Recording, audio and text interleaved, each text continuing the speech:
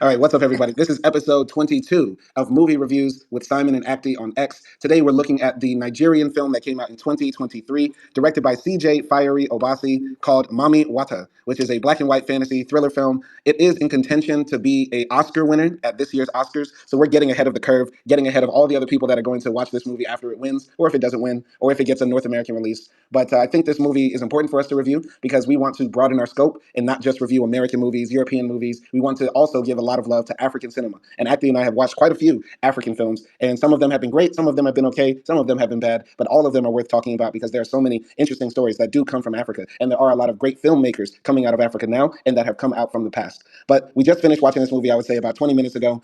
I have a lot to say, but AKDI, what did you think about the movie? It was definitely interesting. I would say it's definitely like a beautiful movie to watch, just to like see the visuals. It was very entertaining, but I do have like some conflicts with it.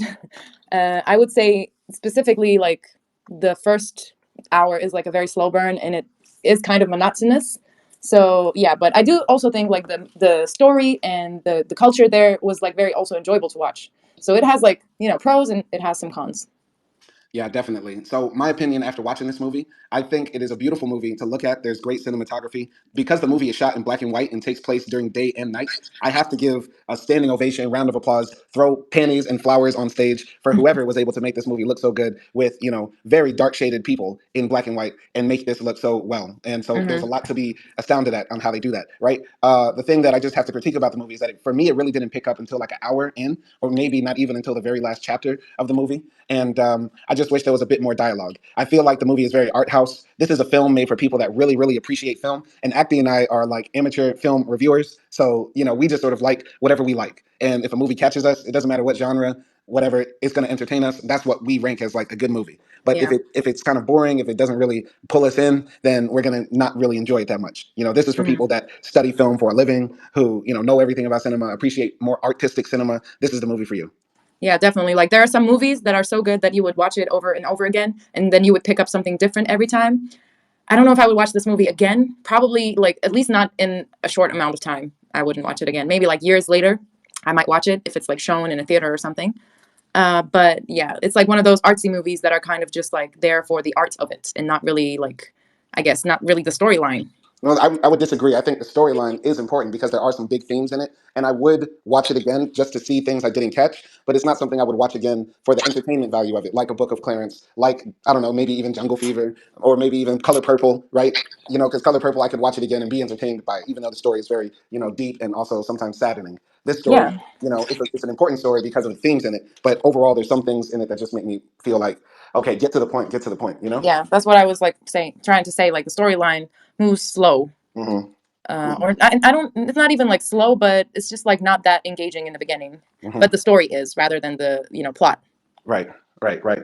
All right, well, let's start breaking down this movie. And AKDI is going to be doing a lot of the breakdown too, because for me, while I was watching this movie, I'm not going to lie, I fell asleep a few times. We tried to watch this movie over like 2 days. The movie is only an hour and 40 minutes. It's not extremely long. But like I said, there are parts of it that really made me fall asleep. So, there might be parts of the story I missed, but I got the overall theme. And I did watch Hmm. the entire movie. So don't nobody come for me. All you Nigerians who might come later and say, shut up, Mika. Stop hating on this movie. I watched the movie. I can give my opinion. Anyway, Yeah. anyway, so let's break down what the Mami Wata is. The Mami Wata, where this movie gets its name from, is based on a West African folklore character, sort of like a mermaid slash witch that comes from the rivers or the seas or the lakes. And the Mami Wata can be good or bad. I first heard about the Mami Wata when I was in university. I had a high school, no, I had a girlfriend there who was basically Nigerian. She was Nigerian. She was born there, but came to the U.S. at a very young age. And we were talking about like mythical creatures or something like that. And she told me about the Mami Wata. And I was like, what? Y'all believe in mermaids? And she's like, we don't believe. We know the mermaid, Mami Wata, is real. It is real. She didn't talk with a Nigerian accent, but you get the idea. Have you ever heard of the Mami Wata before? No, I have not. But I think those things are just like maybe people don't actually really believe in them, but they do really just value them because they're something that keeps you connected to your culture Hmm. and your people. So I think that's why like Mami Wata is really big in West African culture. Let me ask you, in Turkish culture, is there any sort of like mermaid type character, mermaid mythological figure, water spirit, anything like that? I mean, not specifically in Turkish history because Turkey is a new country, but yeah, like in our area, there used to be part of Mesopotamia, and in Mesopotamia, people used to believe in Kibele, which is like the goddess of crop and fertility and rain and things like that. So yeah, like just like Mami Wata, Kibele was the reason for drought, and also was the reason for the rain and the crops being like, fruitful and all of those things. And like she wasn't a mermaid. I think she was like, usually because Mesopotamia was more located like on land, and there wasn't a lot of water around except for one river, I think. So it was usually made from like the soil, like the little statues that they make, and it's like a fat lady with a big belly and big tits, because that what meant fertile back then. If you're being fed well, then you're fat, and that means you're rich. That's hot. All right. Okay. So, if I remember right, this movie opens with a scene of one of the main characters, whose name is Zinwei, a young girl who has, distinct white makeup on her face. Not like white makeup, like she's trying to make her face white, but like art, right? That symbolizes she's a part of a tribe. She's sitting on a beach somewhere at night, and the waves are crashing down, and she's just sitting there meditating at the sea, looking at the sea deeply in thought, right? Yeah. Then the next scene is this big woman who has the same sort of like white makeup on her face, standing on a throne, no, sitting on a throne in what looks like a very, a royal hut, and a woman is asking, "Why did my child go? Why did the Mami Wata take my child?" And the woman, the big woman who's sitting on the throne, her name is Mama Efe, and she says, "Your child didn't need to be here. She needed to go back to the sea. The Mami Wata takes who she pleases, etc., etc." Zinwei is in that room when Mama Efe is telling this to this woman, and she leaves very angrily, and she goes to her bedroom, and she's like very upset. And Mama Efe comes down and sits next to her, and Zinwei says, "Why do you do this to the people? Why do you tell them all these lies? When I become the intermediary, when I become the chief, and the intermediary is like the chief of this town, the most powerful people." Zinwe says, "I will tell all the people to stop believing in this foolishness about the Mami Wata and stuff like that." And Mama Efe says, "When you get older, you will understand." And also, she says that the truth is, Zinwe, you came from the water. You actually were brought to me by the Mami Wata and stuff like that. And Zinwe is very upset. She turns her back to Mama Efe, who she always believed was her real mother, but now she doesn't know what to believe. And then Mama Efe leaves. What did you think about the first scenes in this movie?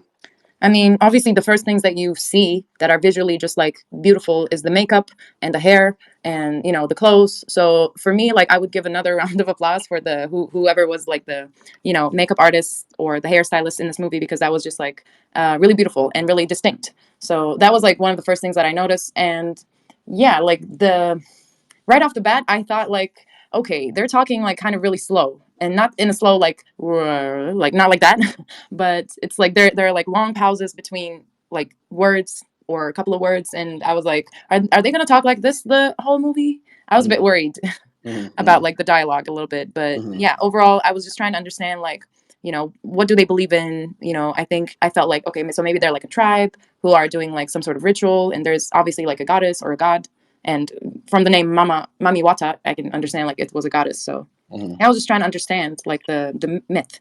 Right, right. Well, my impression of the first scenes, speaking of the cinematography, the person who did the cinematography won an award at the Sundance Film Festival, which is one of the most prestigious film festivals in the world. Her name is Lilith Soares, and so she won an award for that, as she should. Like you said, it is very visually pleasing during all of those scenes with the makeup and the lights and how the whole movie is shot in black and white. Another thing that caught me off guard with this movie is the language. So in this movie, they're speaking a type of English that's called West African Pidgin English, and that's how I wanted to watch this movie in the first place, because I did hear about, okay, this Nigerian movie is the first movie to be done fully in like West African Pidgin and go to international festivals. So that's like a big breakthrough, because all the other African films that go to these big European white festivals, they speak perfect French or perfect English, but they've never done it in like the African version of these languages, right? So Yeah. that's what I thought was interesting. And it kind of makes it hard because the movie has English subtitles, like basic, I said this, you said that sort of subtitles. But when you're listening to it with people speaking English in a very different way, you're sort of confused at first. Yeah, definitely. I had that too, because like in the subtitles it would say, for example, like I'm going back home. Hmm. And then the person would say, "Me now go back home," or "Me Yeah, now go back house," or something like that. So you yeah. would actually understand it, but like not really, and then it kind of gets mixed up with the subtitles. Because yeah, but it was also like interesting.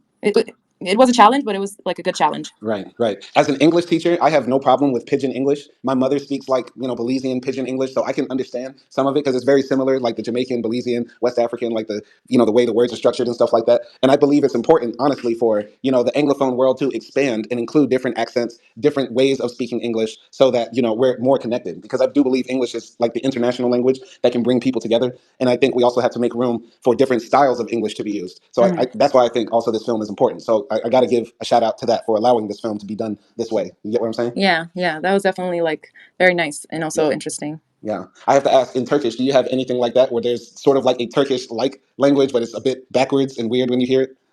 Yeah, like I would say like in either Aegean areas or in the Black Sea region, there are some people with like just very thick and almost like using different words um, of Turkish. Like it's like you can understand. It's just like this movie. Like you can understand some of it, but you don't understand like how you would understand Turkish. Mhm. But it's like very small amount of people are actually talk like that. Like older generations, I would say, Mhm. because now with internet, even their kids, they go to schools and stuff like that, so they learn the usual way of speaking Turkish.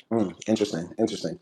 And the third thing I thought about with the opening scene and the conflict between Zingwe and Mama Efe is like this battle between the younger generation who wants to move away from like the cultural traditions or the religious traditions of their parents and their parents who want to maintain the status quo, which sort of reminded me of the previous movie we saw, The Book of Clarence, the conflict of religion and stuff like that. But Hmm. this one takes a different turn. This is like, religion has been used in this community maybe to like hurt people or mislead people. And so maybe Zinwe is like, I'm sick of this. I don't want to be a part of this. This is all dumb. And Mama Efe is like the traditional way that parents all over the world tell their kids, you will understand when you are older. So shut up, nigga. Shut up. You Wow. don't know this. When you are older, you will understand. And this is the line I always used to hate when my parents used to tell me, but it's actually kind of true. Like when you get older, you do realize your parents did know some stuff. You get what I'm Mm. saying? I But mean, yeah. my parents never really told me that.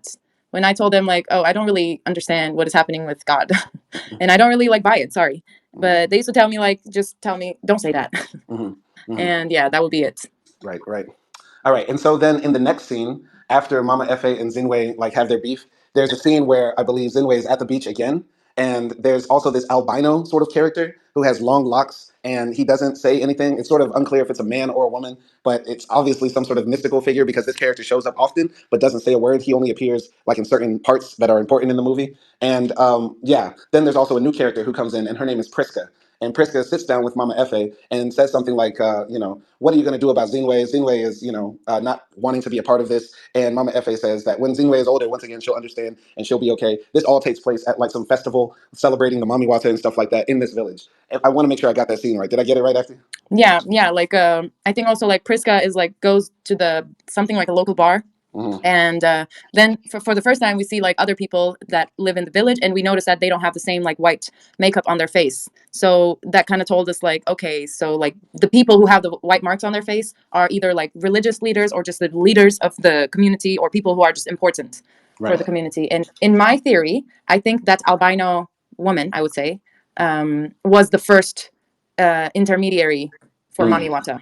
Mm. That's what I thought, because Mm-hmm. she wasn't first. I thought she was Mami Wata, but then I was like, okay, so I think it's like the ancestor, right? Mm-hmm. Like the first lady who became, who came to know Mami Wata or contacted Mami Wata or something. Mm. And also like when we see Zinwei in Mm. the beach, I think does something like with her hand towards the water, so she's like trying one last time to make a connection with Mami Wata, and she's trying to do something, Right. control water or something, but Right. nothing happens. So then she just like gets frustrated and kind of gives up.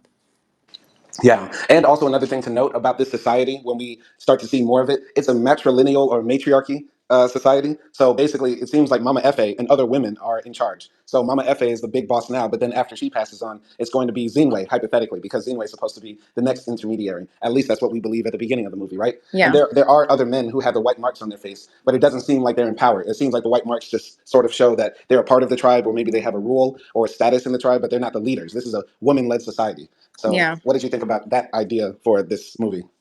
Yeah, I do think also it was like a matriarchal society. At least like just the tradition was like that. But then later in the movie, we see it's a bit conflicting. Like those ideas are not accepted by everyone. And Yeah. yeah, like, but it does look like that because no, I was gonna say like also I kind of realized that I wasn't sure what time this was taking place in. So Mhm. I was like, is this it's supposed to be old or is it supposed to be now? But I think it was maybe like the beginning of 2000s or something, or maybe even like later 2010 or something like that. They never Mhm. really say it, but they were drinking. Zinwei had a motorcycle, Mhm. so it wasn't like old. Right, right. I think Priska had a motorcycle, not Singway. Oh, sorry, yeah. Yeah, but either way, break down who Priska is for the audience. So I mean, we learn it later, but I'll tell it now. So Priska was a girl who didn't have like any parents or something. I think she was kicked out or escaped or just lost. And Mama Efe takes her in and basically raises her like her left hand or right hand. Sorry, I'm a lefty. Her right hand, and takes her in like a daughter. And also Zinwei and Priska grow up like sisters, and they act like sisters because yeah, they grew up together. But Priska like just helps Mama Efe with everything, and she's like one of her strongest believers, I would say. But then she also questions like other stuff too. Like she doesn't question if Mama Wata is real or not, but she just questions Mama Efe's ways. a little bit, which I guess like takes us to the next part of the movie. Right. Well, let me just jump in right here. So it seems to be a constant theme that a part of this tribe that Mama Efe is the boss of is that it's a very welcoming and opening tribe to foreigners, to miscreants, to outcasts, to runaways, to losers, because, Priska shows up like as an orphan and gets adopted, right?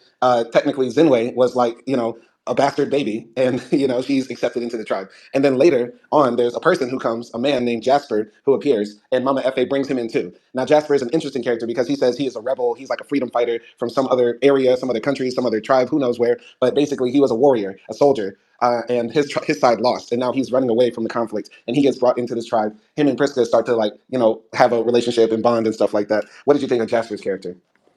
At first, I thought he was going to be like a good guy.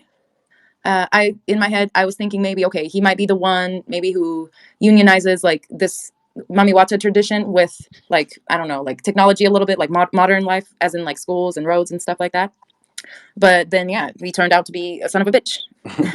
Well, before we get into that, the interesting thing about Jasper is that while he's building with Priska, like going out with her, going out to the beach, having long walks and talks, really trying to get in this girl's panties. He's really dropping that game, that ism on her. And Jasper is like sort of a man. You know what I mean? When you first see him, he looks like, a really tough, rough dude, like man's man. And he's breaking down the stuff that happened where he came from. And he said that, the other villages, the other areas of the country have electricity, they have roads, they have hospitals and schools. But where the people of the Mamiwata tribe live, they don't have any of that. They're still living very rural, very backwards. They're, not following, modernity. And so Jasper is sort of like critical of that. And he's also critical of other places too that are following the white man's ways, but not, embracing certain parts of modernity too. Mm. What did you think of what Jasper was saying with Priska and stuff like that? Well, I mean, we're gonna get to that later, but should I answer now? Mm. Okay. I think we should also add that there are other people like who are like on the outside of the Mamiwata tribe who criticize the people that follow the Mamiwata tradition, right? Yeah. And they're criticizing also Mama Efe because Mama Efe is losing her magic powers. Like, so people used to bring their sick children to Mama Efe and she would cure them. But there's a scene where a sick boy is brought to Mama Efe and she tries to like give him some medicine, but then the boy dies. And then one of the men is like yelling at Mama Efe, "You cannot do your powers now, woman. You are losing it. There is no Mami Wata. You are a sick woman," and stuff like that. They're just going off on Mama Yeah. Efe. I mean, let's do a quick recap and then let's talk about Jasper and that conflict Go ahead. until like what happened then. So yeah, basically there's like this whole like festival type of thing, and Zinwei is trying stuff on the ocean, like trying to reconnect with Mami Wata, but she's failing. And then at the same time, Priska is worrying about Zinwei, saying like she's getting lost. And then she also like she starts dancing with this guy who is I believe one of the followers of Mama Efe. And they kind of hook up, I guess, or they're in love, and they share cute moments together. But then Priska goes up to Zinwei saying like, you have to change your ways. And Zinwei is smoking a cigarette. She's like drunk and lost all hope. And at that point on, Zinwei kind of just like cuts away from, all this Mami Wata stuff. And she's a bit lost. And we don't really see her helping Mama Efe or anything like that. And then we get to the scene of the boy where Mama Efe tries to save that boy and the boy dies. And people get angry with her. So Zinwei is telling Mama Efe like, okay, like people are critiquing you. So maybe we should do something about it. We cannot let children die. And she invites a doctor from, I would say, like a neighboring village to come and help the children. And the doctor comes and says like, we have vaccinations for children for the virus. And Mama Efe is like, we don't have virus here and we don't need you. And you follow the white man and we don't need any of that. So she basically kicks out the doctor. I don't know if the doctor ends up giving vaccines because Zinwei like kind of stops the doctor there. But then we don't really see the end of that scene. So I'm guessing like he didn't do anything. Yeah, and then we see Jasper showing up at the shore of the village, and Mama Efe and Priska take this guy in, Jasper. They don't know where he's from, and Priska is at first kind of cautious against him. She doesn't really like act nice towards her, but then I don't know. He cleans up and he compliments her, and just like Simon said, he's trying to get into her pants and stuff like that. And they start having discussions. He says, I've noticed you don't have schools or hospitals here. How come? And yeah, once again, Mama Efe is like, that's not us, and we believe in Mami Wata, and we're not gonna have that. And at the same time, also like Mama Efe is collecting goods from other people, and then she like sacrifices them to the water. She also uses some of them, but nothing really happens with that collected like money or goods in terms of like bettering the village. So people are getting angrier by the day.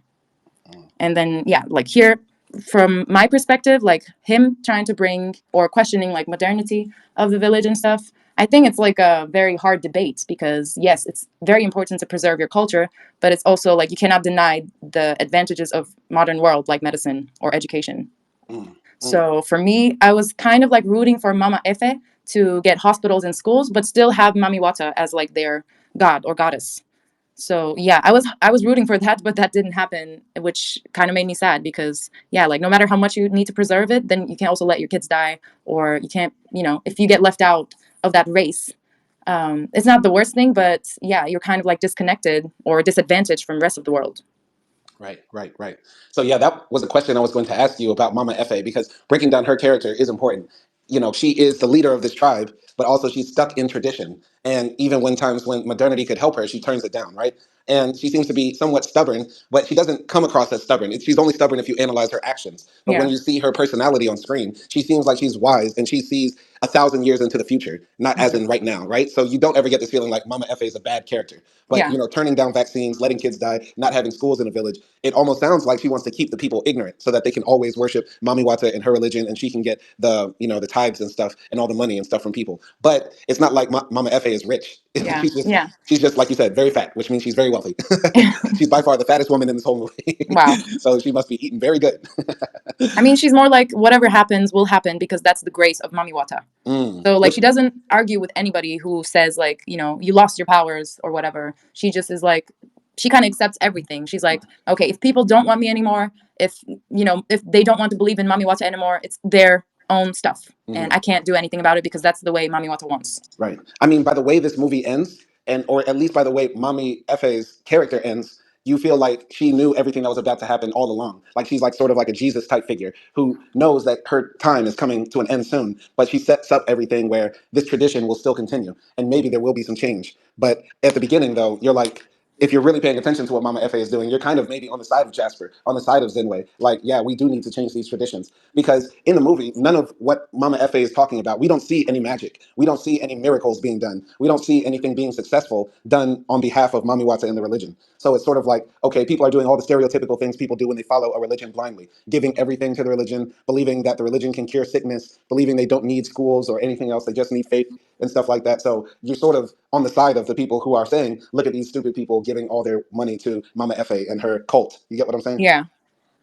Yeah. So yeah, I think that's a very interesting theme in the movie, because there is Hmm. sort of this protectionism we want to have over African culture because for so long African culture has been assaulted by the rest of the world. Like people say that African traditional religions are, barbaristic, animalistic, and we need to get rid of them. That's what a lot of like African people who are Muslim or Christian believe. They believe that, the traditional African religions are like bush religions and they're not worth being followed anymore. And Jasper, by the way, is a Christian. He wears a very prominent cross on his chest, and Hmm. so I think there's also a theme there of like Jasper hating on Mami Wata and the Mama Efe because he sees all of this as backwards. You get what I'm Yeah. saying? So Yeah. I think this is one of the big themes of the movie. What do you think? Yeah, definitely. And I also think like the people who reject modernity is because they've seen it happen. Because the bad thing about modernity that we have today is that when it comes with capitalism. And Mm, when capitalism comes, it kind of destroys everything else, even though we try to cling to them. Like, yes, of course, maybe there's a way to keep tradition like Mami Wata and also have education and school and hospitals. But I would say modernity kind of just like takes over everything after some point, and then other things seem unnecessary or unimportant, and it kind of feeds into the greed of humankind, and then you find yourself kind of lost and disconnected from your roots. hmm So I hmm think that's why like I also understand people who want to like disconnect from modernity. Yeah, if you break it down that way, the Mami Wata religion, the Mami Wata tribe, they're like hippies. They're like, we just want to live out by the beach in nature with like beads in our hair and white masks on our face. Like, can we Hmm. chill? And Mama Efe is trying to preserve like the hippies, right? And so, yeah, like you said, if capitalism comes, it's going to be hard to preserve the matriarchal, matrilineal society when everybody's got to work 8 hours a day, 40 hours a week. You get what I'm saying? It's going to be hard to Yeah. keep the tradition.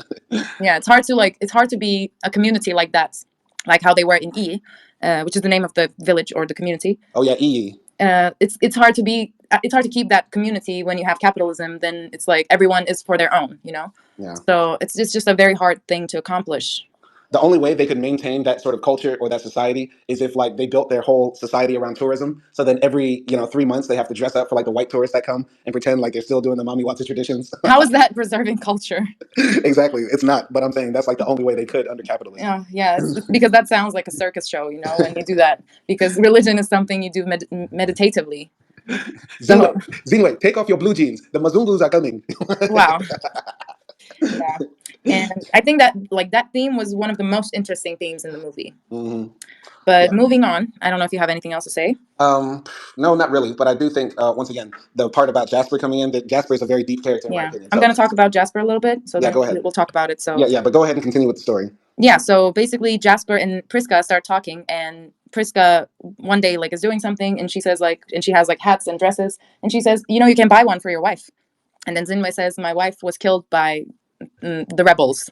And then like we kind of learn more about Jasper, and I think he says like one of the worst things that could happen is like being a rebel or something, and they killed his wife.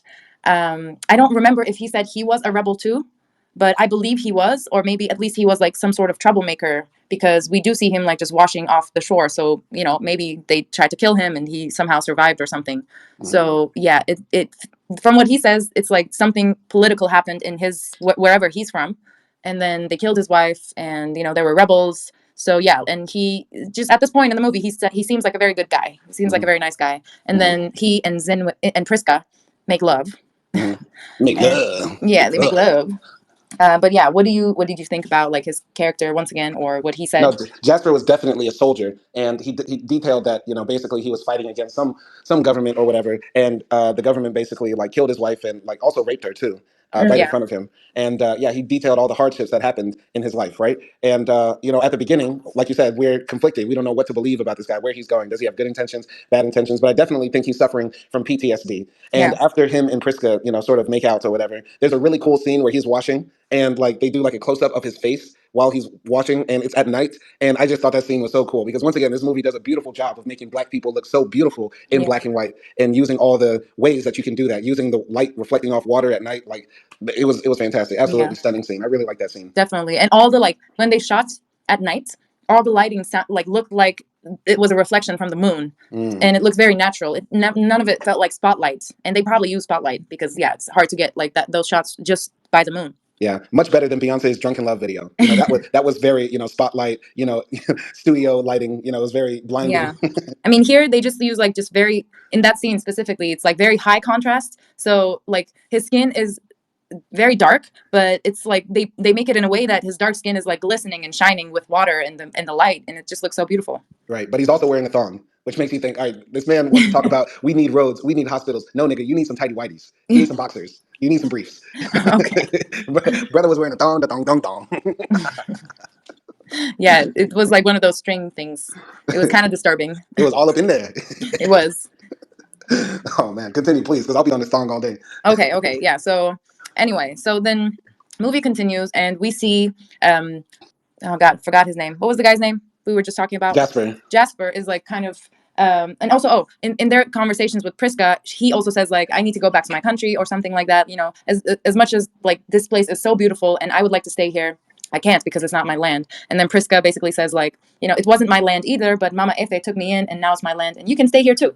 Mm. So yeah, like and then he's wandering around town and some guys like call him and they ask like we know like you've been living with Mama Efe, but we know that you don't really believe her ways they're stupid, you know, this Mami Wata thing, it's dumb. And he starts hanging out with these guys, he's playing games and stuff like that. And then one night Mama Efe is doing some sort of like a ritual, and she has a vision of like this knife with blood on it. And she wakes up and you know Priska is saying like what happened Mami Wata, and Mami Wata is like it's my time, it's gonna be my time to go, I'm Mama here. Fa, by the way. Mama Efe, sorry. Mama Efe says like, you know, I'm gonna die, it's my time to go, I know it. And then they hear some sound, and Mama Efe walks towards the sound, and the sound is like those guys with I always forget his name. Jacob. Jasper. Jasper. Jasper is like hanging out with the guys. They're drunk and they're talking about like Mama Efe and how dumb her ways are and Kaka, how she's kaka. yeah, and how like you know everything is stupid and people are still following her and they're just like angry. So when they see Mama Efe, they start like not abusing her, but they start bullying her and they basically kill her. Mm. And Mama Efe tells Priska to run away, Hmm. so Hmm. that she's protected because they're gonna kill her too probably. Hmm. And then we see we see Mama Efe die, and as before she dies she turns into Jacob. Jasper. She Jasper. turns to Jasper. Jasper, and she says like, and this is how you treat me, I saved you, I fed you, I you know welcomed you in my home. And Jasper, I don't think he says anything, and they Yes, kill he her. does. Oh, he does. What does he say? Jasper said, "I don't follow anybody. I follow Oh, myself." yeah, yeah. So yeah, and then they kill her, and yeah, basically, and Priska runs away. So that's the next scene. What did you think about that? Yeah, I thought when Jasper, all right, when Jasper says, like, I don't care, I don't follow anybody, I follow myself, right? I really didn't know where he was going, right, with this. I thought Jasper, once again, was still going to try to be like the hero. Maybe he was going to be there when Mama Efe is killed, but then he's going to stand up to these guys and stuff like that. But he's sort of with it. And once again, it makes me think like Jasper is just this sort of guy who just goes along with whatever is popular. And maybe he sort of did agree a little bit with their beliefs about, changing society to make it more, realistic and more modern and stuff like that. And Mama Efe, when she's like predicting her own death and stuff like that, it made me believe that, her social conservatism for wanting to reject vaccines and reject schools and roads and stuff like that, it was all a part of a big plan. So when her death does happen, you feel sad for it. You're not happy, like finally they killed the person who was keeping this community oppressed or ignorant. You're like, oh no, they lost a major important person, and you feel sad when Mama Efe dies. At least for me. And it was very disheartening though to see also all these haters, all these big haters, these broke dudes just sitting around all day hating on Mama Efe instead of doing their own thing. Big haters, little dick boys. The little dick boys killed Mama Efe. Mama Efe had a bigger peen than all of them put together, and so they had to kill her. So that's how I felt. Yeah, I think, yeah, definitely. I also thought like Jasper was going to.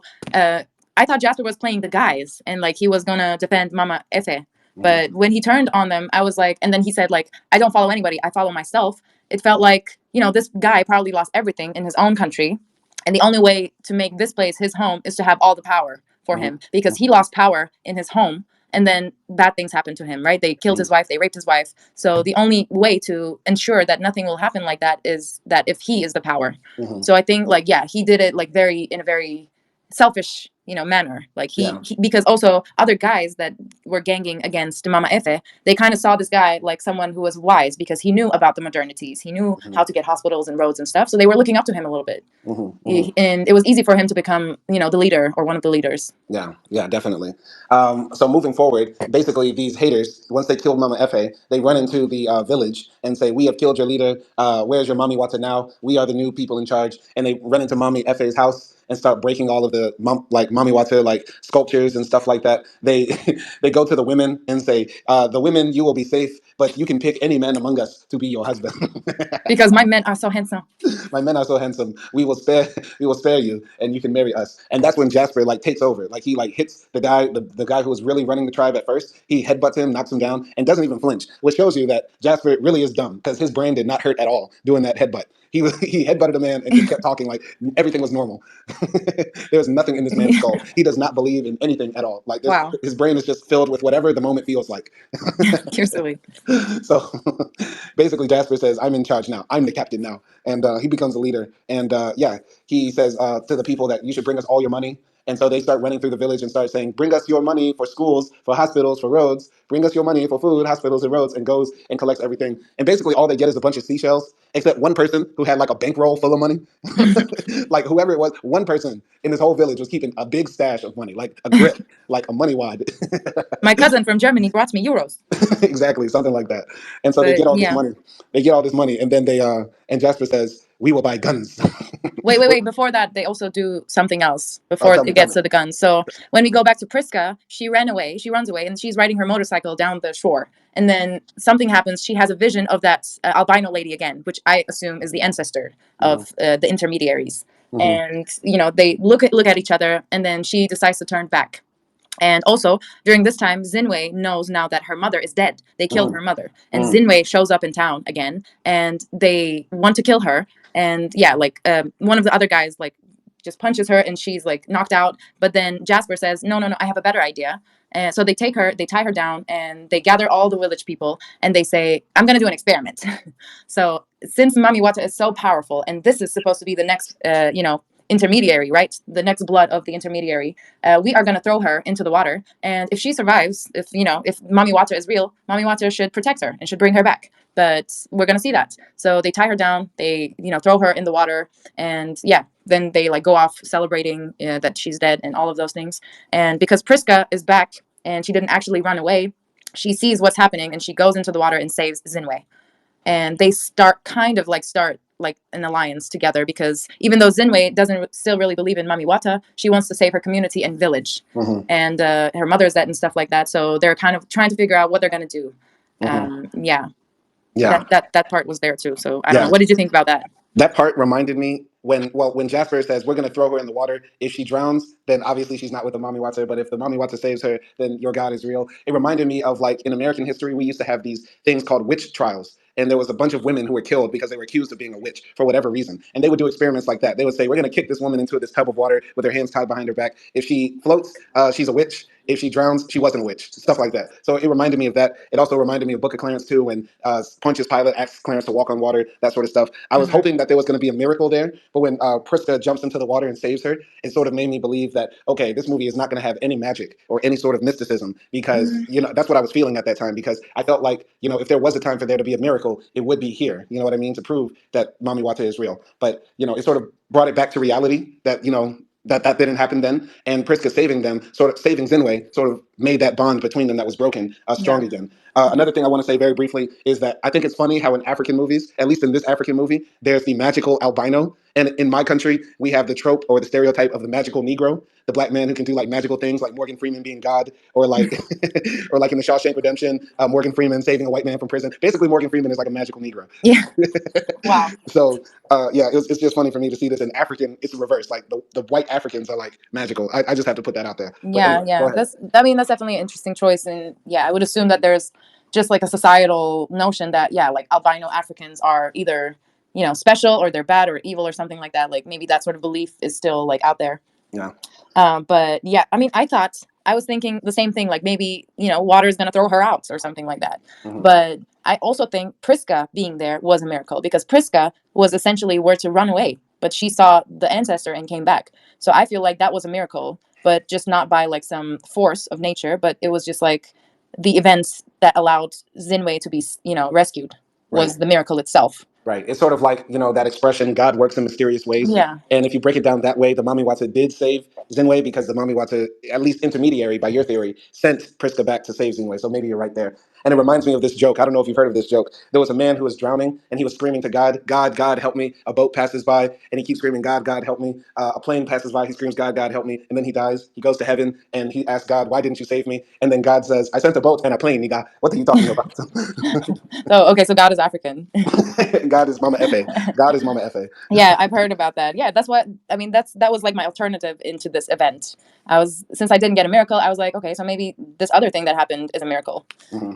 Yeah, But exactly. yeah, so then yeah, after that, like you said, they decide to buy guns, and yeah, so and basically this like white guy and another black guy comes into town with a truck, and I thought that was like an interesting scene, the way they come into the village, because in the village they're like how they show it is like there are people who are just like collecting crops and things like that, and they see like this jeep rolling in the way, and they stop and ask where's Jasper or something like that, and then people tell them, and people who are like in the field are looking at them like who the fuck are they. Hmm. So that again was just like this imagery of that tradition versus modernity conflict a little bit, and I liked that scene, even Right. though it was like very subtle. When I saw that scene, I thought of this fire bar. It's based on the Kanye bar. Can I say it? Can I say it? Sure. All right. So Mama Fa buys shells, Jasper's buy gats, and the white man get paid off of all of that. Mm, exactly. Exactly. Yeah. Because when I saw it, I was like, why does a white man has to be involved in this movie? Well, I think that's also deep too, because if we think about it, all the weapons that are funneled into Africa come from European sources or American sources, Mm, Russian sources. Like yeah. there are no gun manufacturers in Africa, period. Yeah. So anytime you hear about a war breaking out, civil war, gun violence, that's all a part of the gun culture that's around the world. And Hmm. once again, white supremacy makes it so that people who don't look like us benefit from our destruction and our death. Yeah. So I thought that was important too. Another thing that I thought was interesting about that scene is Jasper is now speaking like perfect English. Yeah. So he code switched. He code switched like a motherfucker. As soon as a white man comes, it's like, "Hello, how Yeah. you doing today, Like they're Todd?" in New York or something, and they're like, "Oh, you nasty motherfucker! Yeah. Where have you been, bro?" Jasper start talking like he known this man for years. Hey, man, bro. Yeah, I mean I, the fact that he has a connection that he can call and would bring him guns is like hinting at his history. So mm, how does he know this man? mhm. Obviously, it means that he bought guns from this man before. Yeah. So he did something. He battled or something as a rebel, either as a rebel or as someone who was trying to protect his country. He fought like with guns. Yeah, there's a cool scene when they actually get the guns. They pull them out. They're all these AKs, M16s, all sorts of like semi-automatic rifles and stuff. And the guys start shooting them in the air. It's like pow, yeah, pow, pow, yeah, yeah. They start popping their guns, busting their stuff. I actually like that scene because shooting guns actually is fun, but guns violence is not cool. And I don't get it. I really liked their energy when they were like popping their pistols and stuff like that. That was just fun Yeah, to me. I don't know why some people get such boners from shooting guns. Yeah. I don't Anyway, know. you want to continue with the story? So what happens? Okay, so they have the guns and they're kind of like start terrorizing, not terrorizing, but sort of like showing off in the town. And obviously, all the money they collected from all the people went to the guns, and nothing that they promised for like hospitals and schools and roads. And at the same time, Priska reaches out to this guy who she was in love before she hooked up with Jasper. And yeah, she goes to him, and Priska and Zinwei are kind of like hiding in the shadows around the village, and they're trying not to get caught. And Priska and Zinwei are like having a conflict a little bit because Priska is like, we should run away because we're gonna get killed, and Zinwei is like, no, like we can't run away. We have to fight them because I know we can win. I know it. I can feel it. I know we can like bring back, what we had before. So Priska, is like, okay, Zinwei, let's do this. Let's fight. So she reaches out to her ex lover, and they make up. And he gathers around like other followers and things like that. And then we have like this very cool scene where they're out in the beach and they're like practicing for fighting. And it's like I think it was like the ex lover guy, Hmm. and Zinwei. They fight, and Zinwei like knocks that guy down. And then Priska and Zinwei start fighting and stuff like that. They're basically like wrestling, but it was like very interesting. It reminded me of Amazonians, right? Like the warrior women of the Amazon, Hmm. and it reminded me of that. And that was like such a cool scene for me because they looked very strong. They looked a little bit masculine, but not like they still looked sexy. They looked powerful. I loved that scene. Yeah, me too. Got a big old boner. Zenway, Priska, grabbing ass, a lot of knee slapping. Loved it. Perfect scene. Had to rewind it a few times. No, Simon, can we not make this about your dick? No, it's not about my dick. It's about the You movie. said you got a boner. You were the one who said it that it looked hot. It was hot. Just said it. Just admit it. It was hot. They were out No, there. because I said it was hot because usually when women are depicted in masculine ways or doing masculine things that masculine in quotation marks, people don't find it sexy, or men don't find it sexy, and women don't find it sexy. But I just thought that the way they shot it in their clothes and everything, and they still had their makeups and stuff, it still looked very attractive, if that makes sense. Definitely, I agree. 1,000,000%. We cannot agree more about a Okay. single scene in a movie. Okay, chill. What But yeah, happens it was after good. It that? was cool Yeah. to see the people. I want to say this, like about the people, like coming together to rise up against the rebels. It was like good to see like this hopeful part. And once again, this is the part of the movie where I got into it. Basically everything we described up to the point of Jasper taking over the community was low key kind of boring. And even though this movie has a lot of deep themes and interesting things to talk about, it's not really interesting just looking at it. Because like Acti said, there's a lot of slow talking. We also have to mention that throughout the movie, because it's about water and the sea is a big part of the background. There's always this constant sound of the waves crashing against the bending coast. So you're like drowsy, like watching this. So I have to say, like, there's interesting things about this movie, but it's not interesting in itself just to watch, I would say. Yeah, yeah. Okay, so what happens after that? Is that the part where the guys with the guns come? Basically, I think we're at the part now where Xingwei and her tribe try to confront, Jasper and his group again. And basically, there's a confrontation, and Jasper says, put your guns down and we won't shoot. And Xingwei and her people, don't want Yeah, to put down their but guns. before that, like when they are at the beach, the guys with the guns come and they attack them, and I think Hmm. they kill someone, like one of the girls. Hmm. But at the same time, I think Zinwei like just takes a stone and then hits one of the guys in the head and takes their gun. So that's Hmm. how the Zinwei and Priska team get the guns. Hmm. Hmm. They defend themselves and then take the guns, and then yeah, the confrontation part comes. And go Right, ahead. right. So yeah, there is that standoff where Zinwei comes with her tribe and meets with Jasper's tribe, and they're facing off. Jasper says, "Put down your guns, don't shoot," but they don't. Jasper turns around and says, "Go down," which is the code word for shoot. So his side starts shooting at the people. They kill like a few of them, but most of Zinwei's tribe runs into the bushes. They start shooting at Jasper and his people. Jasper and his troops are shooting back. There's like a war breaking out now in the tribe, and one of the members of Zinwei's tribe is like choking one of the other guys, and Jasper is like walking away calmly. Zinwei runs into like a house, but Jasper sees her run into the house and like shoots up the house. So we think like Zinwei might have died. But then Priska confronts Jasper, and Jasper like puts down his guns. Priska doesn't have a gun, and they have like a straight up like fight, like brawling, like Yeah. fisticuffs. And what did you think of that scene? Yeah, that scene was also very cool because it's very rare that you would see like a real fight, like fist, like punching each other, kicking each other, fight between a man and a woman. And it was like so ballsy. Like, women were the head of this movement of their team, which was the team of Mami Wata, basically. And it was so cool. Like, she was just standing up to him and beating him and all of that. And yeah, and also like, it's interesting dynamic thinking that they hooked up Mhm. like a month ago or something, So it's interesting. And I was like, I really wanted to hear like, "Oh, you're gonna fight me with your tiny dick" or something like that. I was waiting for that line to come for her to come for his dick, because Yeah. that's like the most vulnerable thing for men. Right. And also in that scene, like I don't know, do you first want to talk about the fighting scene? Yeah, yeah. Let me talk about the fight. The fight did seem realistic. Most of it. There was one part, if you look closely, where like Jasper like punches her in the face, but his fists definitely don't connect. But you hear the sound effect of a punch. There is that one part which makes the movie feel a bit campy, but you only see that if you like pay close attention. But other than that, it's like a very realistic fight. It's and once again, it's done at nighttime. So once again, shout out to the cinematographer for making this fight scene seem very real and visible and raw at nighttime between two very black ass actors. So shout out to that. And Priska, I have to say, by the way, she's much bigger than Zinwei, right? And so throughout the movie, she is like the most statuesque person. Like she, Hmm. you know, I imagine if I met her, she would be probably taller than me. You get what I'm saying? Like that Hmm. looks like a big broad. If I'm keeping it real with you, that's a model. she's like she's like as tall as a NASA spaceship. You know, you get what I'm saying? Like Wow. that's a woman. You feel me? So yeah, it felt real seeing Priska fighting Jasper. It doesn't seem like a one uneven fight. Now if he was fighting Zinwei, that would seem unreal. You get what I'm saying? Yeah, yeah. But the big reveal happens. Do you want to do the big reveal? Sure. Go ahead. So basically, Zinwei is down, and she's sorry, No, not Zinwei. Zinwei. Priska is down, and she's getting punched, and then her last move is to pull Jasper's pants down, and then oh my God, we see a weird rotten tomato dick. I don't know what's happening, but it's white and gray, and something is missing, and it's like swollen. Something is wrong with his dick, or it does not exist, or something happened. And I'm guessing it happened like in the war, and maybe that's where his trauma comes from a Mm, little bit as well, because it might be that as they raped his wife, they also cut his dick off or something, and yeah. that's extremely traumatic. Right. Or he got shot in the crotch, or a grenade blew up near his thigh, or Yeah, something like that. yeah, It looks like it suffered some damage. And it's a very brief scene when you see his, mangled little pee, but you do get the idea, like very, yeah, very really, like, okay, the reason why he might be the way he's acting is because not only does he have mental trauma, he has physical trauma from the war. And yeah, also that probably explains a bit of why their sex scene was kind of short, because we do hear Priska moan and stuff like that, but it is very brief. And you don't see like the typical sex scene of like the face to face. You know, in a sex scene, usually the man's face is near the woman's face, showing that they're doing missionary or something like that. yeah. It's a very different sex scene. So that sort of Yeah, it explains that just part. looks like Jasper is going down on Priska, and we only see Priska's face. Right. And there was possibly another comment in the movie that alluded to Jasper Yeah, having some messed up genitalia. yeah. Like there's a scene where he's like the captain of the tribe now, like a fresh captain, and he's in his room, and one of the ladies come out to his room to clean or something, and he's dressing up, and he gets really mad, and he says like, "Did I tell you to enter?" Hmm. And he throws something at the woman, and yeah. So Mm. there you can, I don't like, you don't really understand why he's mad, but you can guess maybe there's something there. Yeah, definitely. Which I think is another thing that backs up something I definitely wholeheartedly believe.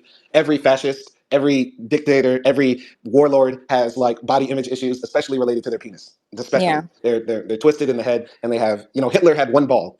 I think that says enough. Hitler had one testicle. That says everything you need to know, right? yeah, yeah. I mean, I would say in general, like yeah, like penises of men are very important for them. Hmm. Specifically, I would say straight men. Hmm. So yeah, like I don't know, just like how boobs or ass is important for women, it's kind of like the same thing for men. But the bad thing is like the penis is the only thing that could work for a man, because if a girl has small tits but a big ass, like it's still like beautiful. If she has like little no ass but big tits, that's still beautiful. And even she doesn't have any of those things, she still has a vagina. So we kind of have like options a little bit, Right. but man only has his penis. Right. Well, I would argue that, a man, even if he doesn't have his dick, can still, rule the world like Hitler. Yeah, So, in a you get very what I'm fucked up way. in a very messed up way, right? You will not be the same in your brain if you have penis issues. Yeah. But definitely, because we live in a patriarchal world, a man's value outside of his penis is still, very, very important, right? And there would still be a woman who would be with a man who doesn't have a penis, right? There's a guy right now in a wheelchair whose dick hasn't worked for years, and he has a woman, right? So let's not just act like men's whole value is wrapped up in our penis. Oh yeah. Okay. I'm not saying that, but I'm just saying it's important. Hmm. I'm not disagreeing with that. I'm not disagreeing with that, but the whole context should be there. Yeah. Yeah. So, Yeah. So go ahead. You can no, tell. yeah, I was just about to continue the story. Me too. Okay, well, you can do it. Okay, well, yeah, his penis is revealed, his twisted penis is revealed, and the other guys who are on his team see his penis, and they start making fun of him, like, oh, look at him, he's a woman, he doesn't have a penis. Oh, what's happened? Are you afraid of a woman because you're a woman too, or something like that? So there, going back to something that I said earlier in the review, is that yes, maybe this community in the essence might be matriarchal, but there's definitely that idea among men that women are still like less important than men, or not as powerful as men. Or maybe that's something that gradually got more powerful with Jasper's movement. Yeah, I do think there was a lot of sexism because we didn't talk about this, but the name there's different chapters of the movie, and the last chapter is I believe "Fear the Woman" or "You Should Fear the Woman," Yeah. something like that. And throughout the time where the guys are running through the village, they're saying stuff like "I don't fear a woman" and stuff like that. And yeah, this last part of the movie, fights against those sorts of ideas. But we do see that there is one woman who's a part of the Jasper tribe of killing the Mami Watas and the Mama Efe and stuff like that. But it is mostly men who are a part of this, right? And so there is a part of that you cannot take away, that this is part of like a sexist, male chauvinistic movement to take back control from this Yeah. matriarchal society. Yeah. So yeah, and then when they make fun of Jasper, Jasper gets angry and starts like going at them, but they shoot Jasper and he's dead. Jasper's dead. And I don't know. I felt like his death was so sudden. Like Mm-hmm. I was not expecting for him to go that fast, but yeah, I don't know. I guess he deserved it. Yeah, definitely, definitely. But yeah, then after that, I think Priska like just runs to the tent to look at Zinwei if she's okay, and Zinwei is like about to die, and she's like slowly breathing, and she says like uh yeah, like Mama Efe knew that you were the one who was supposed to be the intermediary, even though I was her blood. I think you know that it was you all along, and it was never me. So she basically there's like this bracelet made of seashells that they have, and I think whoever has that intermediary power wears the bracelet, and she gives the bracelet to Priska, and she dies also. Mm. Well, she didn't really die. No, she didn't I die mean, she because, didn't die on the screen, but we assume she died because she didn't go to the last scene. She wasn't in the well, last scene. yes, she was. Zinwei was in the last scene, in the very last scene. That's definitely Zinwei. What are you talking about? Oh, the one close to the water was Zinwei, Yeah, that was definitely but that Zinwei. was I thought that was like her soul. No, I mean maybe you could interpret it that way, but Zinwei was definitely in the last scene of the movie. Her story doesn't end in the tent or in the house. I think that was her soul. But let's go to the last scene then. Okay, so moving on, Priska confronts the remaining Jasper tribe members who have guns, and Priska comes to them only wearing the shells. They say, "Are we supposed to be scared of you because you're wearing this stupid thing around your neck?" And then Priska says, "You should fear woman." And so they raise their guns, but she raises their hands, and they disappear, and the guns drop to the ground. And I thought that was cool. I thought that was very, very dope. How it did show that there is power in the Mami Wata belief that their religion isn't all fake. It gave hope. If you look at this movie as in like a defense or a critique of African religions, I think the movie tends more to a defense of African religions with some desire for modernity, right? Yeah. And I think, showing that there is power in African spirituality is a different take than what we hear mostly in the media, that, African beliefs need to be abandoned or they were ignorant and stuff like that. And I definitely liked using the magic of the Mami Wata power to fight, these evil, rebels. So what did you think of that? Yeah, that was definitely like the moment that we've been rooting for. The supernatural are finally here. But once again, like even with other religious stories, like the story of Jesus, we don't really see God helping Jesus all the time. He got crucified, and the God could have saved him, but no, he didn't show up then. But then he showed up later Mm-hmm. when he resurrected. Mm-hmm. So yeah, like those things, I think it was kind of like that. Like God shows up in that moment where you just like really need them, and yeah, that was beautiful. Yeah, I thought. yeah. And also, when it comes to like African religions and things like that, honestly, because I feel I don't believe in any of the major religions, and I do think they're sort of like things that are made to control the society a little bit and keep people in check.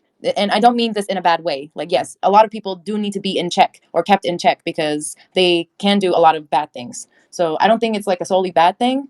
But honestly, to me, because I do value nature a lot, some of these like tribal religions make more sense to me, or even Mm-hmm. like Mesopotamian religions and stuff like that, because at least they're very much related to nature, and we can't deny the nature as a force. Mm-hmm. Almost like supernatural force. Mm-hmm. And yes, it's not supernatural, but it controls life and death, and we can't control it. And it gives life. So honestly, those type of beliefs make more sense to me than Islam or Christianity or all of the other things. No, I feel you on that, and I think this movie does a good job of making these beliefs seem real to people, and also important in the sense that the Mami Wata is all about nature, living in harmony with nature, and not trying to constantly change for the modern world, right? Yeah. Because the way they paint their society in this movie, it seems generally okay. Yeah, the baby does die. Yes, they don't have schools. Yes, they live in poverty and stuff like that. But it seems like they have a good society. People are generally happy in this place, Yeah, and like, sorry, but there was that one scene just about what you said when Jasper said, "You don't have any armies or soldiers or police," and Mami Wata says, "Like, what do we need the army and the police for?" So it kind of tells you that, yeah, like there's almost no crime in the society, so that they don't need these people, mm-hmm, mm-hmm, which is a good thing. Like, it's a great thing. It's a society that is so in harmony that you don't need someone to regulate it. Yeah, absolutely. Absolutely. Yeah, no, I definitely think that, African religions are important and they're valuable. And I think religion in general or faith in general is just about finding whatever works for you to rationalize this world around us and also deal with the things that we have to in this world and also try to live as best as we can as like being the best person. So whether it be African religion or Islam or Christianity, whatever makes you live more in harmony with other people in the natural world, then it's a beautiful thing, right? That's how I view it. Yeah. And so, yeah, it was good to see that triumph of the Mami Wata religion. And the last scene, I think, is actually one of the most inspirational for this point. So at the end, it's the daytime. Zinwei goes to the beach, like she's walking to the water, and the tribe is following behind her. Priska is leading the tribe of people, and Zinwei goes to the water, and then magically appears a large woman, like not large as in fat, but like as in like 20 feet tall, a 20-foot tall African goddess appears on the shore, and reveals herself, and it's a Mami Wata, right? And so Priska falls to her knees. She starts crying. The people in the tribe are like smiling and they're in shock that this is here. And Zinwei turns to the camera and gives like a beautiful smile. And Yeah. yeah, what did you think of the last scene? Yeah, we also see the ancestor there too. Like Oh my yeah. in my theory, like the albino character. Hmm. Yeah, I mean, I thought that that was like Zinwei's soul sort of going back to the sea because her mother supposedly was Mami Wata, right? Hmm. So, and also only in that scene we see color. We see a little bit of like color in Mami Wata with like a bit green and purple, Hmm. and like in her glitter. Hmm. Or her makeup or something like that. But then we also see the eyes of Zinwei, which are like hazel or light brown eyes, Hmm. and that's the only time we see color. So it's making me think like, yeah, she's like basically going back to the water Hmm. where her mother was, and she's gonna be one of the mermaids or one of the goddesses or something like that. So I thought that's like just Zinwei dead, but her soul walks up to the water and then goes, and she's happy because she knows that Priska is gonna be the next intermediary, and now the village is at peace because everybody knows Mami Water exists, and yeah. Yeah, yeah. I mean, I didn't notice the color part, so you have a very good eye. I didn't notice that, but that was a very powerful scene, and I really liked how it all wrapped up together in like sort of this inspirational message about African identity and religion and stuff like that.